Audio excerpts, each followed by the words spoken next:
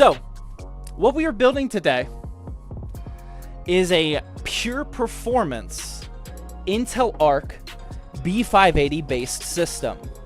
Okay, the B580's been out for a while now.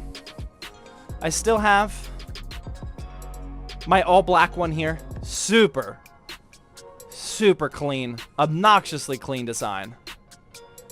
This is what we are basing the system off of. So for the pure performance build, I am not saying, I'm going to make this very clear in the YouTube video. If you want a pure performance PC, I'm not saying that you have to buy an Intel Arc B580. I am just building a pure performance PC based off of the B580. The CPU I'm going to be pairing that with a Ryzen 5 7600 off of AliExpress for $165. This is not the CPU that I wanted though. I originally wanted to make this pure performance build with the Ryzen 5 5600. That was going to be my go-to pick. But that was before all of the information came out about the overhead issue with the B580 not performing super well with cheaper or older CPUs, and the 5600 does actually limit the performance of the B580, at least in the CPU demanding titles. So I decided to step up our game a little bit and go with the Ryzen 5 7600. It's definitely going to make the build a little bit more expensive than I was initially planning, but this is still going to be a fantastic, unhinged, pure performance gaming PC. The motherboard I'm plugging that into is the MSI B650 Gaming Plus Wi-Fi. It's already got the BIOS update if we want to upgrade it later on down the line. This just happened to be the very cheapest B650 ATX design that I could find, so that's why I went with it. We've been having really good luck with MSI AM5 motherboards lately. There were actually a couple cheaper models, but they were gigabyte options, and I don't mean to talk smack about a brand, but over the last like month or two, we've been having some serious gigabyte motherboard issues. I think there's a faulty gigabyte BIOS update that's like circling around some of those gigabyte AM5 motherboards. So we've been going with MSI for most of them, including this build. I hope that gets fixed at some point, but that is just the current landscape. Next up, we got some RAM and the SSD. For the RAM, we just got some silicone power, 32 gigabyte DDR5 kit, clocked at 6,000 megahertz. This is a CL30. I hope I got CL30. Yeah, CL30 rated kit. This is the ideal target for most gaming PCs. 6,000 megahertz, CL30. You can jump that up to 6,400 if you want. But this is a really good sweet spot. We got that. And then for the SSD, we just got a silicone power UD85. This is a budget Gen 4 1 terabyte NVMe. For pure performance builds, you definitely don't want to overspend on the SSD. So we got that. For cooling our 7600, I've actually never used one of these before. But this is the Thermalright Assassin Spirit. We've tried a bunch of Thermalright coolers, used a ton of them. But I've actually never tried this Spirit. This does have all black, or an all black painted heatsink. So it's going to look super clean. Pure performance build. We don't want to spend a ton of money. I think this cost me like 20 bucks or something. How much was it? $23, yeah. Yeah, really good price for that. That's going to look good, and it'll cool perfectly fine. For the power supply, we got an MSI Mag A650 GL. 650 watts, 80 plus gold, tier B on the PSU tier list, which is what I wanted for this build. And it is fully modular, as you can see right here. All black cables. We're not going to go with cable extensions because this is a pure performance build. Can't waste our money on aesthetics, unfortunately. And that leaves everything but our case. This is the Okinos Cypress 5 Oak.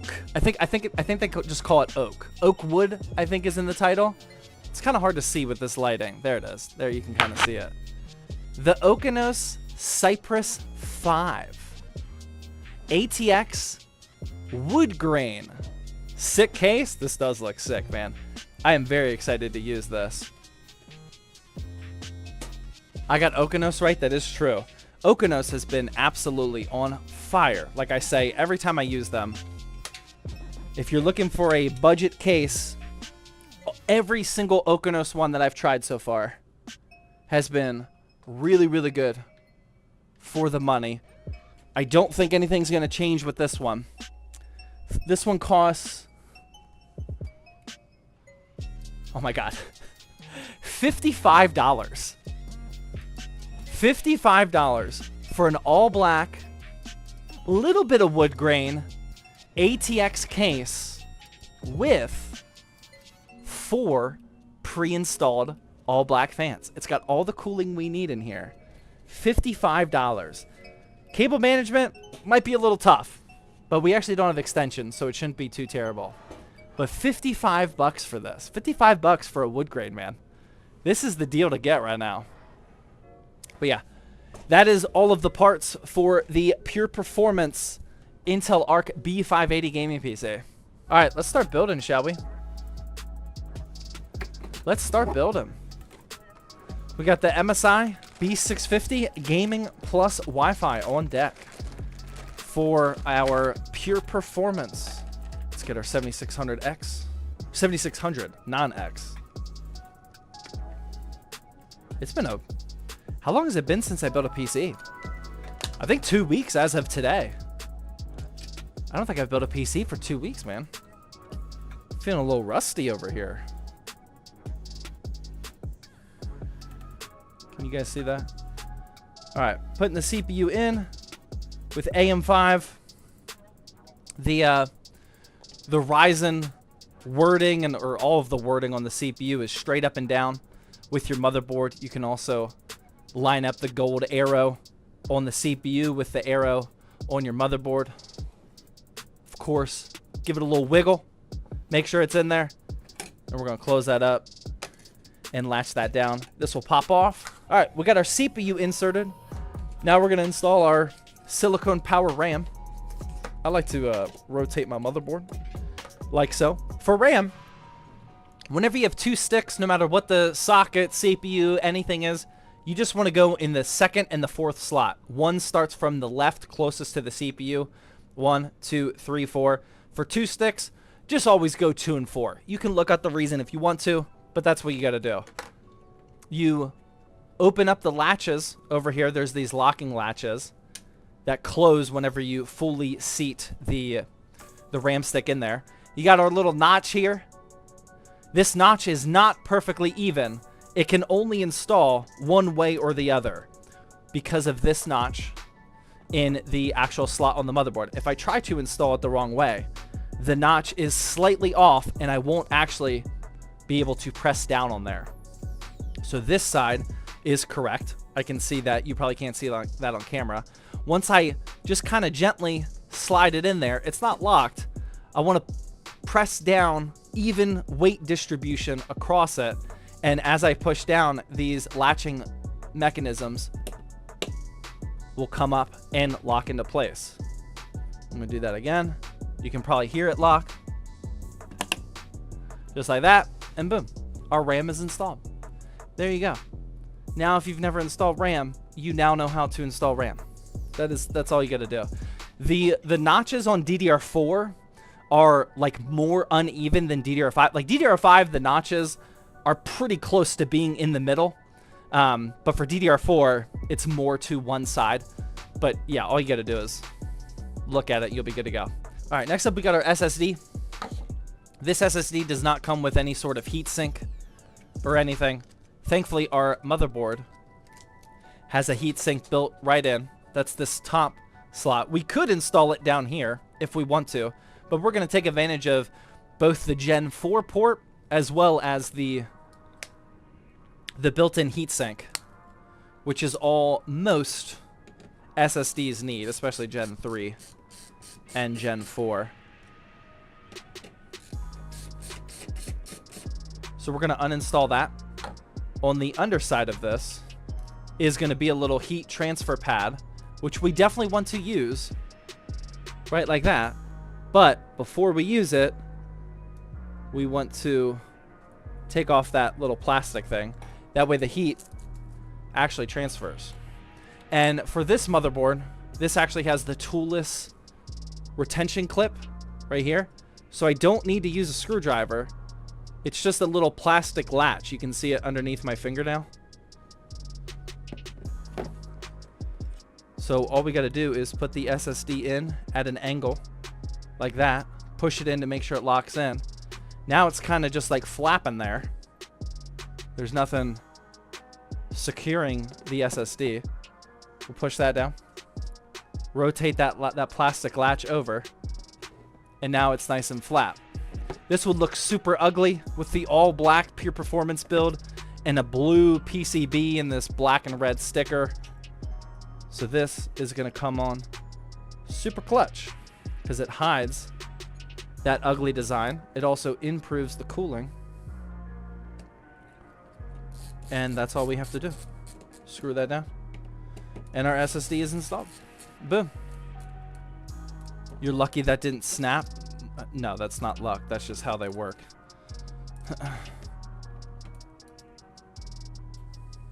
Is an SSD faster when it's closer to the CPU? That's actually a decent observation. I wouldn't say like 100%, but most likely yes. Usually that top slot, which does happen to be closer to the CPU, is the best slot in your motherboard. Always check your manual to verify that. But typically, motherboards will have like a Gen 5 slot up top and then Gen 4s at the bottom, or like a Gen 4 up here, a couple Gen 3s, etc. Almost always that top slot is going to be the best slot. But you should verify that just to make sure.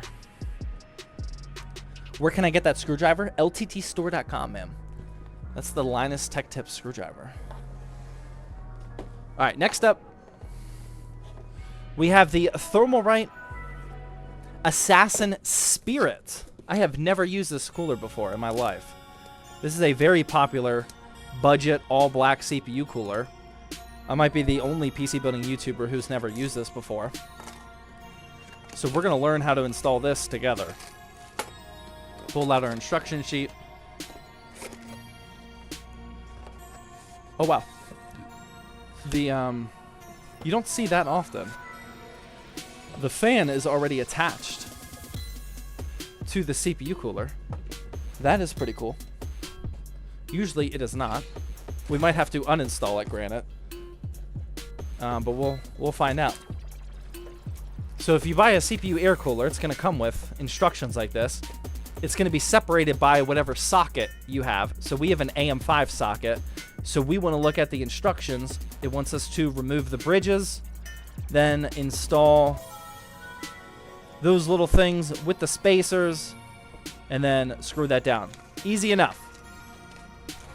All right, so what we'll need, these coolers come with everything that you need for different sockets.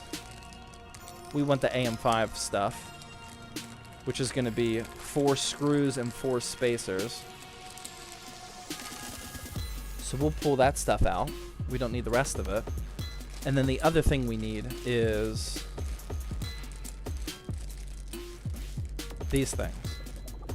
And that's it. Okay. So, for most CPU coolers, we have to remove these plastic bridges. Some CPU coolers actually use these, which is convenient because they're already installed on your motherboard. But most CPU coolers do not need these. The stock Ryzen coolers will use these sometimes. Actually, most of them don't, but some of them do. But we are just going to remove those and throw them away. We don't need them. We're going to install, put our spacers over top of there. And then we're gonna use the screws to screw down these new bridges. And then this is what the CPU cooler is going to connect to. I'm just gonna hand tighten them first, and then I'll use the screwdriver. Okay. So just gonna make sure that all 4 of these screws are good to go. This is what it looks like now, with these bridges here and then those ugly red spacers. And then what these bridges do is it provides 2 screws that are right here, and that's what these little retaining guys are gonna clip into or screw into. So we're obviously gonna remove that first. Then we're gonna get our thermal paste. This is the good stuff.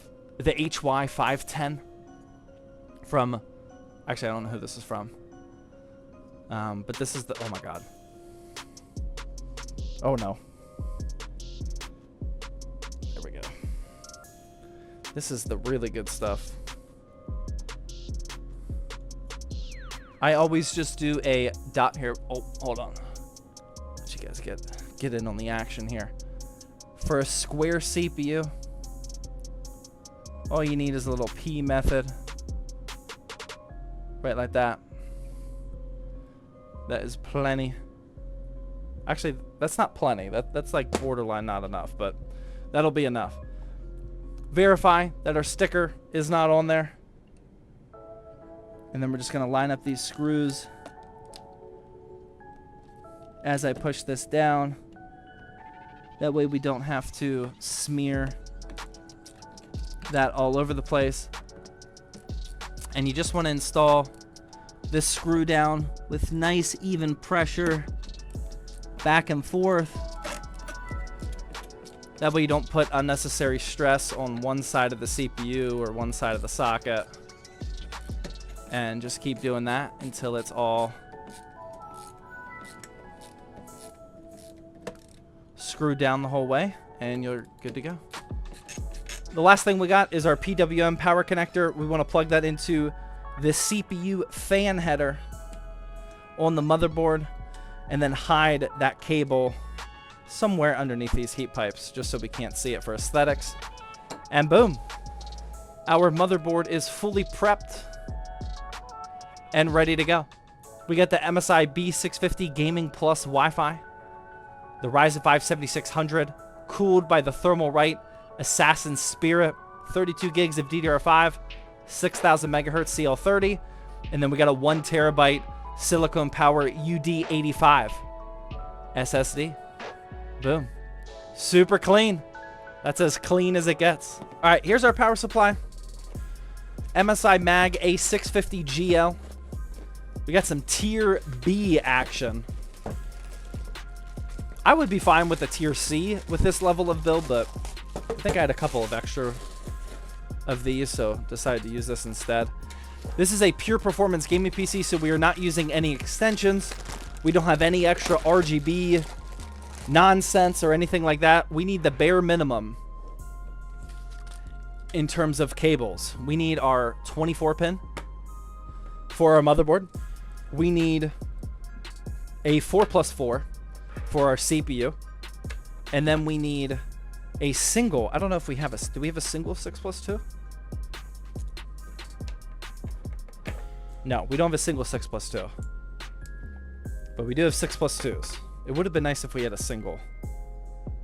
Yeah, but we don't. Okay. These are the only cables that we need. All right. We just got everything plugged in here. The 24 pin, the 4+4, and then our 6+2 on the GPU. Again, we're not using any cable extensions or any other accessories. We get the fans installed right into the case, pre-installed. We're good to go. That power supply is fully prepped, and we're gonna put that next to Griffin as well. Griffin, please be safe. Don't touch that stuff. All right, now we just got to get our case. Actually, a little bit better than I was expecting, especially for a $55 case. I'm telling you, man, Okinos, they know what they're doing. So we don't have a lot of depth here. If you look at my finger, this is not a lot of depth. With cable extensions, this would be rough. But what we do have in this $55 case is we have this whole little indented bay for cable management. So we can stuff as much as we want to over here and then eventually hide it down to the power supply. This is actually pretty useful, and it comes with the Velcro straps. Again, we're not going to be able to store much here because that's very, very little depth. But not terrible. Not terrible at all. Got a little accessory box here.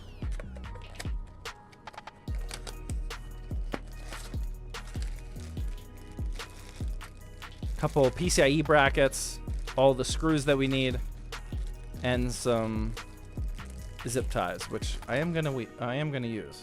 Looks like we have all of the standoffs we need.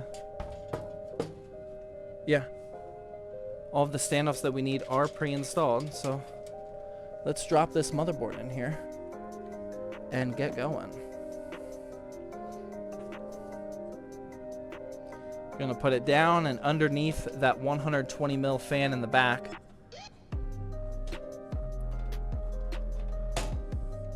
Line up the screws there. And then we're just gonna tighten all them down with some motherboard screws. Hopefully it's this one. Gotta switch out my screw bit though. All right, boom. Those are the motherboard screws. So I'm gonna put all of these in, and then we'll start plugging some stuff in. I/O shield. The I/O shield is built. Oh my God. Okay. Thank you. I thought this was a motherboard that had the I/O shield built in. Incorrect. Let's back this up a little bit. Hold on. Yeah, wow. I actually thought that this motherboard had it built in, because it looks like it does.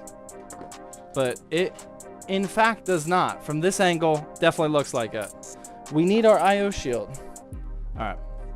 I/O shield going in completely first. Always first. Before the motherboard.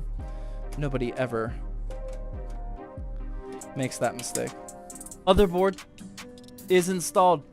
We're good to go. Next up, I know you're not gonna be able to see this, but I am just gonna be plugging in all of the case connectors. I'm gonna start with this madness over here with the HDD lights, the power plus, power negative, there's even a reset switch on here, and power switch. Oh my God. Okay, we're done. That's all plugged in. Now we got a USB 3 cable. That's gonna plug in at the bottom of the motherboard. Be careful with the USB 3s. It's very easy to bend those pins, which we don't want to do. HD audio. Plugging that in now. Again, towards the bottom. This one's almost always in the bottom left-hand corner. I don't know why Okinos twist-tied the USB-C cable with this bundle here, but we need to separate that.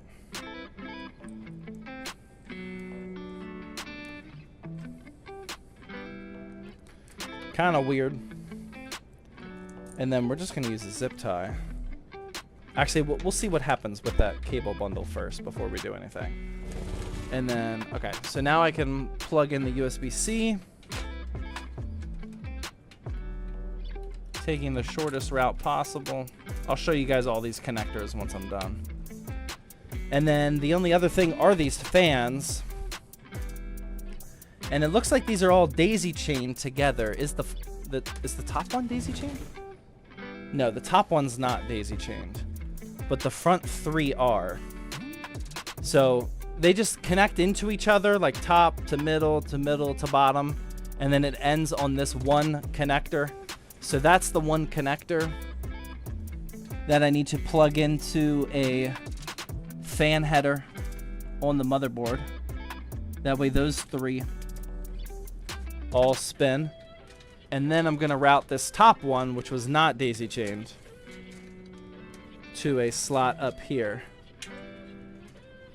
Oh no. Another mistake. Oh no. Oh, that's devastating actually. Oh wait, hold on. Oh, that's... Oh, no. The, I accidentally installed the motherboard with the connector behind it, and now it's stuck. I might be able to fish it through. The connector is... I don't want to break the back of this motherboard. I think it might be stuck, though. I might be able to pull that out. No. Oh, oh, oh. There we go. Okay, we're good. Got it. Never mind. Not devastating. Not devastating. We're good. If that would have happened, I would have just had to unscrew one of the motherboard screws, and then I would have been able to pull it through. But not devastating either way, but that ended up working. I'm going to plug that into a sysfan connector up top, and then boom, everything is plugged in. So this is what I just did. I plugged in this rear fan over to the fan header over there. These 3 front fans are daisy chained together, and that's plugged into the fan header down here. I also plugged in all of the case switches, like the power LED, the reset switch, the power switch, etc. That's all down here. Our USB 3.0 connector, and then our HD audio is plugged in over there. So after doing all that, this is what the cable management looks like. It's actually not too terrible, but I am going to zip tie this all down just a little bit to make it look a little nicer. All right, so after installing those connectors, we just got to do a little bit of cable management, and I'm just going to start zip tying things, seeing where the cables fall, and then we will just keep zip tying from there. Like that. And then this thing is just going to be like a huge... Actually, we're going to need my own zip ties. The zip ties that they gave me were not... They're not heavy duty enough. We need the... We need the little bit bigger zip ties over here. Okay. So this can just be a big bundle. Actually, we might not even need that, because we have the Velcro right here. See if we can get all of this. Or yeah, hold on. Let me zip tie this. This is just the fan daisy chain. That we want to zip tie just because that's a bunch of loose little cables. Just kind of cinch that down a little bit. And then we'll do another one for this little bundle right here, just to keep this nice and tidy. Like that. And then the rest of this, let me snip that off first. The rest of this should just be able to go right underneath this Velcro strap. And then, yeah, I mean, that's really all we need. I can zip tie this USB-C connector to this big bundle over here.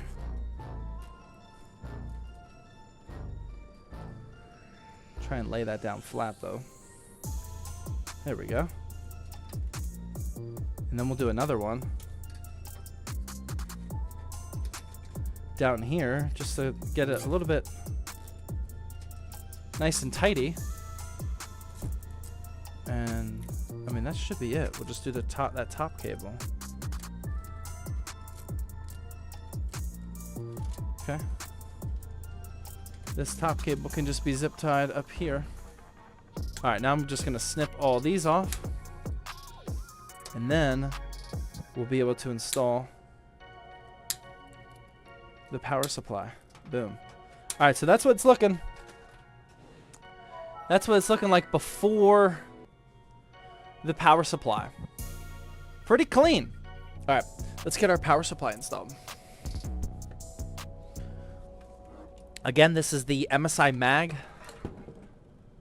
A650 GL Tier B We're going to want to install it face down. Sorry, I know it's not focusing.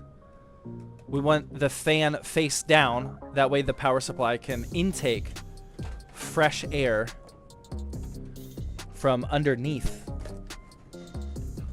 the case, because there's a vent on the bottom of the case. Get that positioned. I forgot about this. Yeah, this happened like 2 weeks ago when we got this. This case actually came bent. We had some shipping damage. I don't think it's... Pretty confident it's not Okinos' fault. But we had some shipping damage. And this, like, power supply area was a little bit bent. And whenever I got the power supply, or whenever I got the case opened up, we noticed it. And I did successfully get the power supply installed, and I screwed it down just so like the case could hopefully warp back. If this was like for a customer build, I would have just returned the PC or returned the case and get another one. But for a streaming PC, I just wanted to get this project done. It's a little bent, but it's not... I don't think it's nearly as bad as it was. Yeah, no, it's not nearly as bad as it was. We kind of bent it back into place, but yeah, we did have a little bit of shipping damage. But this is installing much easier than when we first unboxed it. All right, all 4 screws are in. That's definitely not going anywhere. That's all there. And then, again, this is the underside of the case. There's almost always a vent under here.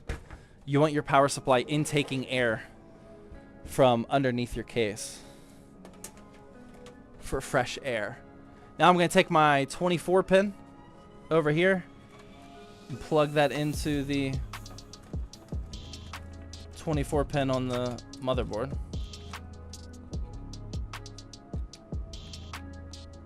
I'm going to try to. There we go. Pull that cable tight. That's right there. Then I'm going to take the 4+4 for the CPU up at the top of your motherboard, top of the motherboard.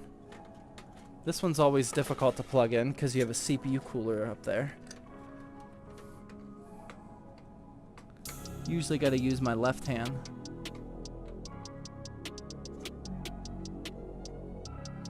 Damn, that milk stout is hitting. Oh my god.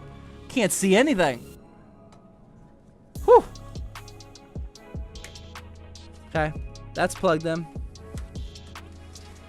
That milk stout was sneaky. There we go.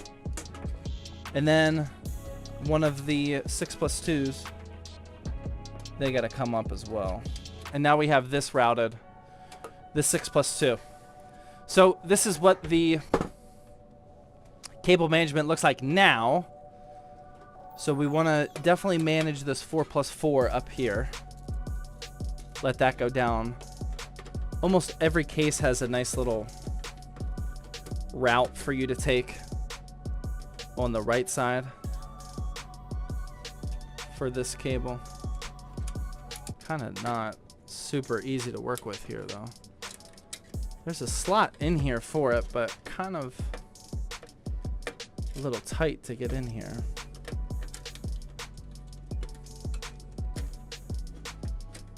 Not ideal. Yeah, we might just have to... Yeah, it's not going to look as pretty as I wanted it to, but... There we go. Tighten that down there. And then we'll tighten it down here as well. What's the GPU? It's an Intel Arc B580. That is what this entire build is themed around. The Intel Arc B580. It is a pure performance B580 build. And then once that is there, we can just hide that down there. And then for this last cable, this will probably just wrap around up here. Since these are flat cables, we don't have a ton of room for cable managing in this case, especially over towards the middle, this middle side of the case. But these are flat cables, so we can just flatten them down. And we should be good to go.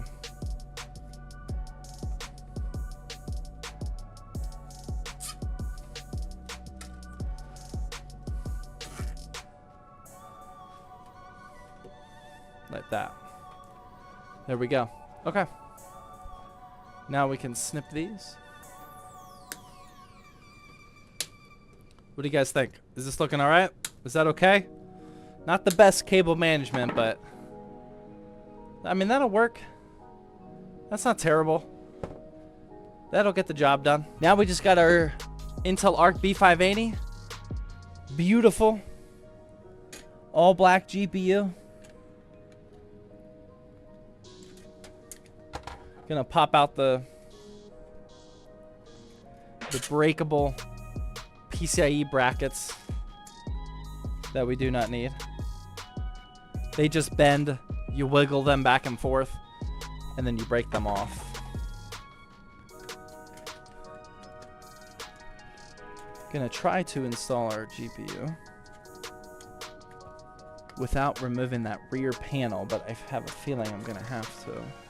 Maybe not. There we go. Push that in. Boom. Almost there. I much prefer using the screw-in ones. Yeah, the screw-in PCIe brackets are much better. The cheaper cases will still use the breakaways. That's nothing new.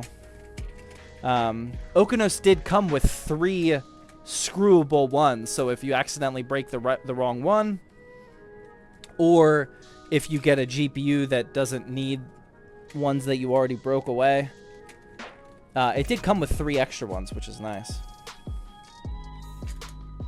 I don't know why this isn't screwing in here, though.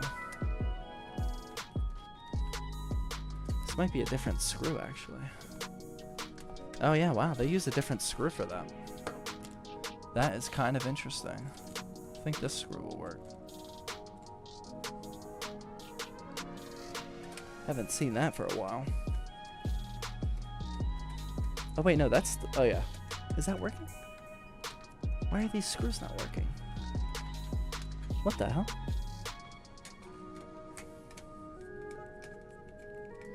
Yeah, this is weird. It doesn't like any of these screws that I'm giving it. Okay. Alright. Let's remove this whole side panel. Stop trying to be lazy.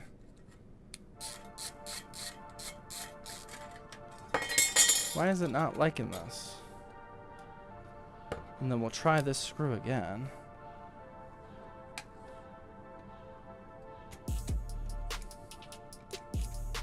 Yeah, it's not liking these screws.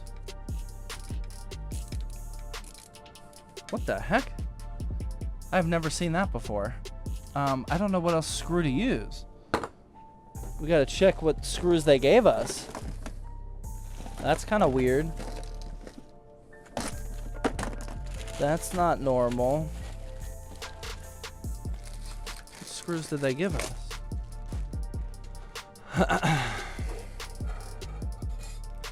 Linus did a tea-cooled PC a couple years ago. I think you should do a beer-cooled PC. That's not a bad idea. See, the case did come with these three brackets there. I don't understand this. I've never seen a case have this problem before. Maybe this one?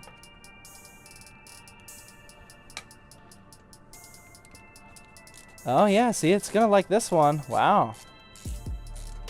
Okay. Didn't like traditional screws in that screw hole for the graphics card.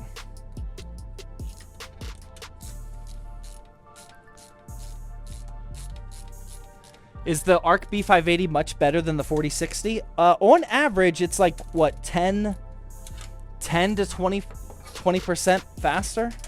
I mean, it is better if you pair it up with a proper CPU. Yeah, it's like 10 to 20% better. Different thread count? Yeah, that was weird. I've never seen that happen where you can't just use traditional screws. Kind of weird. Okay, that GPU is installed though. So now we just have to plug in a 6+2 like that, and pull that tight down through there like so, and then I don't think we're gonna have to zip tie anything. We're just gonna stuff these cables down like so, and then we're gonna make sure that this back panel actually installs without us having to warp it too much. Hold on, I gotta show you what the PC looks like. Oh my god, the time is ticking. We gotta get these screws out of the way. Oh no, we need a clean presentation. Ad is in 24 seconds. All right, ladies and gentlemen, this is what our $850 pure performance Intel Arc B580 build looks like. Ooh, that is clean. That looks really nice. Sorry the lighting isn't great. That's nice, man. $850. We have a Ryzen 5 7600, 32 gigs of DDR5, the Intel Arc B580, the Thermalright Spirit Evo, right? Evo Spirit, something like that, for the CPU cooler. 1TB UD85 Gen 4 SSD, and the Okinos Cypress 5. Here's the full parts list.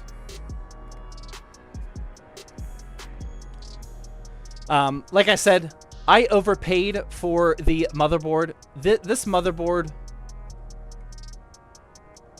is $150 almost every day of the week. The one day I was shopping for it, it was at $170 for whatever reason. I would consider that $150. You'll be able to do that right now. And that would drop the total price down to exactly $850. That is assuming that you can find a B580 for $250. Unless if you live near a micro center, that is still extremely tough to do. But yeah, overall $850 bucks for this pure performance. Oh, and provided you're willing to shop on AliExpress. Oh, the ads just hit. My bad. Okay, let me clean up now.